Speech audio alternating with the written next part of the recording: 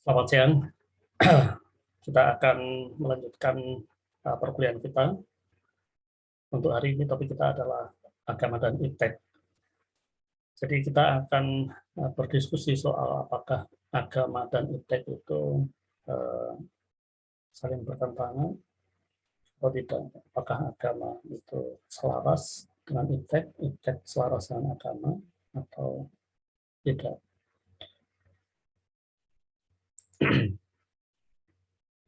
Nah, tentu saja ada banyak pendapat yang mengatakan bahwa agama mestinya selaras dengan iptek.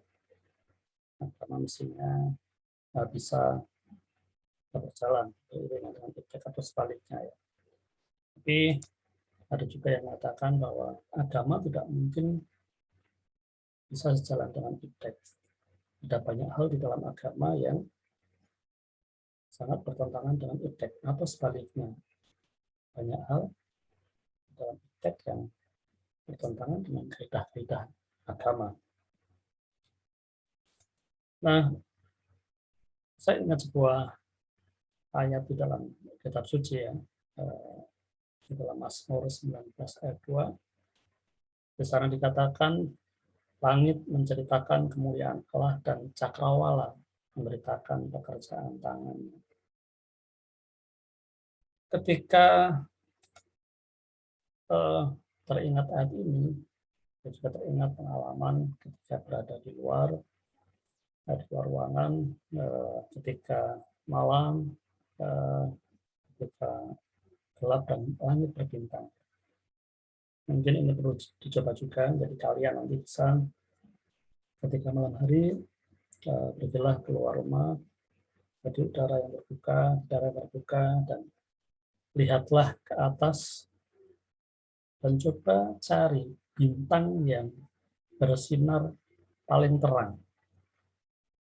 Ya, di antara bintang-bintang itu manakah bintang yang bersinar paling terang? Ya, di dalam gambar ini kita bisa melihat ada satu bintang yang bersinar paling terang. Ya, ini adalah bintang yang paling dekat dengan bumi. Maka dia bersinar paling terang. Nama dari bintang ini adalah Proxima Centauri. Bintang ini bersinar paling terang karena jaraknya paling dekat dengan bumi. Ya. Nah, meskipun paling dekat dengan bumi, tapi jarak Proxima Centauri ini adalah sekitar 4 tahun cahaya, ya, 4,2 tahun cahaya. Artinya apa? Dibutuhkan 4 tahun bagi cahaya dari bintang itu untuk bisa sampai ke bumi. 4 tahun ya. Dan 4 tahun itu pun dengan kecepatan cahaya. Ya, seperti yang kita tahu, cahaya itu kecepatannya adalah 300.000 km per detik. Jadi dalam 1 detik, cahaya itu bisa melesat ya, sejauh 300.000 km. Jadi bayangkan kalau dibutuhkan waktu 4,2 tahun cahaya. Perlu 4 tahun dalam kecepatan 300.000 km per detik. Itu artinya, ya kalau kita hitung-hitung ya, 1 menit ada 6 detik, 1 jam ada 3.600 detik, 1 hari ada 86.000 sekian detik, 1 tahun ada 31 juta sekian detik, dan 4 tahun ada 126 juta sekian detik. Nah, kalau kita ingin tahu jarak antara Proxima Centauri dengan bumi ya, dikalikan saja ya, kalau itu jaraknya 4 tahun cahaya berarti ya 300.000 km itu dikalikan dengan 126 juta sekian. Total jaraknya antara Proxima Centauri, bintang yang terdekat dengan bumi, itu adalah 40 triliun kilometer. 40 triliun kilometer ini ditempuh oleh cahaya dalam waktu 4 tahun. cahaya yang begitu cepat sekali 300.000 kilometer per detik, ya, 1 detik. Dalam satu kejapan mata dia bisa melesat sampai 300.000 kilometer, butuh waktu 4 tahun ya, untuk mengarungi 40 triliun kilometer itu. Bayangkan ya, kalau kita berjalan kaki sejauh 40 triliun kilometer butuh waktu berapa ratus ribu atau berapa juta tahun. Padahal ini adalah bintang yang paling dekat. Jadi sekali lagi perlu saya tekankan, cahaya yang kita lihat ya, kelap-kelip bintang yang paling dekat itu berasal dari 4 tahun yang lalu, karena dibutuhkan waktu 4 tahun untuk cahaya itu sampai ke kita. Bisa jadi keindahan yang kita lihat, kelap-kelip bintang itu, sekarang sudah tidak ada ketika kita melihatnya. Ya, karena 4 tahun berlalu, dan ketika cahaya itu sampai ke tempat kita, bisa jadi bintangnya sudah tidak ada. Bisa jadi ya, ketika bintang itu hancur ya, cahayanya, cahaya yang terakhir bisa kita terima 4 tahun kemudian, tapi bintangnya sudah tidak ada. Artinya apa? Keindahan-keindahan yang kita lihat di angkasa itu, keindahan dari bintang yang terdekat itu, keindahan dari Proxima Centauri itu adalah keindahan yang berasal dari masa lalu. Dan ini sesuatu yang sangat sebenarnya sangat menggetarkan, karena kita baru bicara bintang yang paling dekat ya, bintang yang paling dekat dengan bumi. Padahal kita melihat di sini ada begitu banyak sekali bintang. Konon di angkasa ini jumlah bintang lebih banyak daripada pasir yang ada di bumi ini. Kita tidak bisa menghitung pasir segenggam, apalagi pasir satu ember, apalagi pasir satu truk misalnya. Nah, padahal ada berapa banyak ya pantai-pantai, kemudian sungai, kemudian tempat-tempat dengan pasir-pasir itu. Ada begitu banyak sekali tempat dengan pasir dan kita tidak bisa menghitung itu. Nah, konon jumlah bintang-bintang di angkasa itu lebih banyak dari itu. Nah, ketika kita bicara soal Proxima Centauri, bintang yang terdekat dengan bumi, itu kita baru bicara dalam satu tata surya saja ya. Kalau kita melihat di sini ada banyak sekali bintang di langit, ya. Dan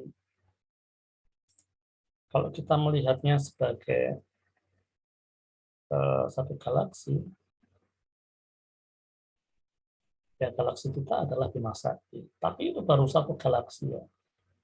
Sistem tata surya, planet-planet yang ada yang selama ini kita kenal ya, Merkurius, Venus, ya, Jupiter dan sebagainya itu ya. Termasuk matahari, bulan itu ada dalam tata surya kita, ada dalam satu galaksi Bima Sakti. Padahal di alam semesta ini ada jutaan dan bahkan konon miliaran galaksi ya. Ketika bintang yang paling dekat dengan bumi membutuhkan 4 tahun ya, 4 tahun cahaya. Bayangkan berapa jauhnya bintang yang paling jauh di dalam satu tata surya. Bayangkan berapa jaraknya ya, berapa jauhnya bintang yang paling jauh di tata surya yang lain, di galaksi yang lainnya, di galaksi yang paling jauh dari galaksi kita sekarang. Itu artinya apa? Kembali kepada ayat tadi. Langit menceritakan kemuliaan Tuhan. Ya, betapa Tuhan itu sangat luar biasa, maha besar. Jadi ilmu pengetahuan yang kita pelajari jauh ini itu benar-benar sangat terbatas. Kemajuan-kemajuan, kecanggihan-kecanggihan yang kita rasakan, kita nikmati selama ini sangat-sangat terbatas dibandingkan dengan kebesaran Tuhan. Ya bayangkan ya, alam semesta ya, angkasa raya yang demikian hebatnya ini, demikian besarnya ini hanya bagian kecil dari ciptaan Tuhan. Betapa besar, betapa mulianya Tuhan, betapa lebih dari itu. Jadi kalau kita sekali lagi bicara soal agama dan iptek ya, memang tidak dapat dipertentangkan. Mestinya agama dan iptek itu berjalan beriringan ya. Karena agama itu dasarnya iman, sedangkan iptek itu dasarnya logika. Kadang-kadang tidak bisa ketemu, kadang-kadang berseberangan. Maka memang tidak mungkin untuk atau tidak perlu ya, tidak perlu untuk dibentur-benturkan, tidak perlu untuk dipertentangkan. Biarlah masing-masing berjalan dalam relnya sendiri-sendiri, tetapi bisa berjalan beriringan, bisa berjalan bersama-sama. Agama bisa menjadi pertentangan dengan iptek atau sebaliknya iptek bisa menjadi pertentangan dengan agama ketika orang, ketika kita, ketika manusia yang menganut agama itu atau yang mempelajari ilmu pengetahuan itu membentur-benturkannya. Ketika bisa berjalan beriringan, kenapa tidak ya? Ya bahkan Albert Einstein ya, seorang ilmuwan yang sangat terkenal mengatakan science without religion is lame, religion without science is blind. Jadi ilmu pengetahuan tanpa agama itu agama tanpa ilmu pengetahuan itu buta, atau bisa sebaliknya, atau dua-duanya. Jadi agama sebenarnya tidak bisa melihat dan tidak bisa berjalan tanpa ilmu pengetahuan atau teknologi, sebaliknya juga demikian. Maka sekali lagi dengan ayat tadi ya, langit menceritakan kemuliaan Allah dan cakrawala memberitakan pekerjaan tangan. Kita tidak perlu mempertentangkan antara ilmu pengetahuan dan teknologi dengan agama. Justru marilah kita pakai ya, iptek itu untuk menceritakan kemuliaan Allah.